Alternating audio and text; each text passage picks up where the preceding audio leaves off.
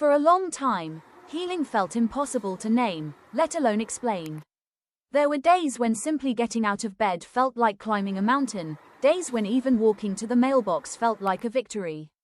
For a long time, I struggled with the weight of it all. The questions, the anger, the silence, and the slow, painful process of learning how to live in my own skin again. I wrote this poem about my own experience and the path I've been walking while trying to heal. Not because the journey is finished, but because it's real. Healing isn't linear. It doesn't arrive all at once in some grand moment of closure. Sometimes it shows up in the smallest ways. Being able to work again, breathing a little easier, or saying, "It wasn't my fault," for the very first time. If you're on a path like this too, I hope you know that progress doesn't have to be loud to be meaningful. Every small step matters. Every moment of reclaiming yourself matters. This is a piece of that journey. Black Heart. I am not what you left behind.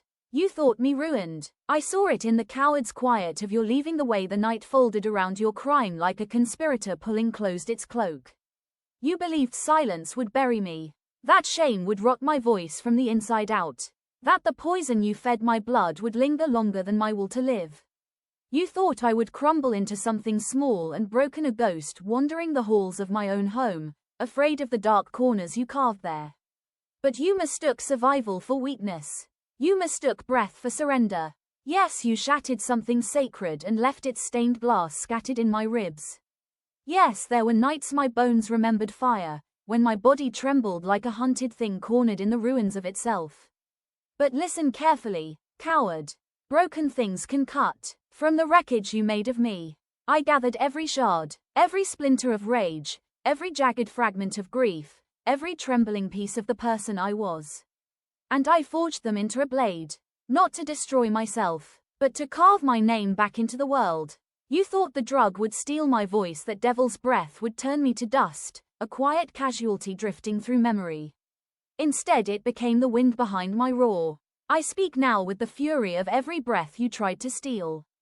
I stand now with the strength of every moment you believed would break me.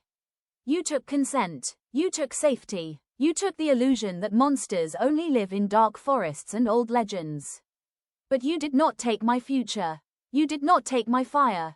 Because I am not the silence you expected. I am the storm that follows it.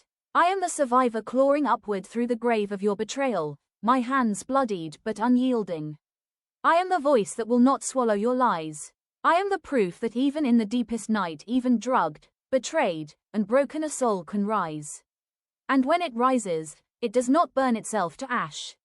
It shines, relentless, unapologetic, untamed by the darkness that tried to claim it.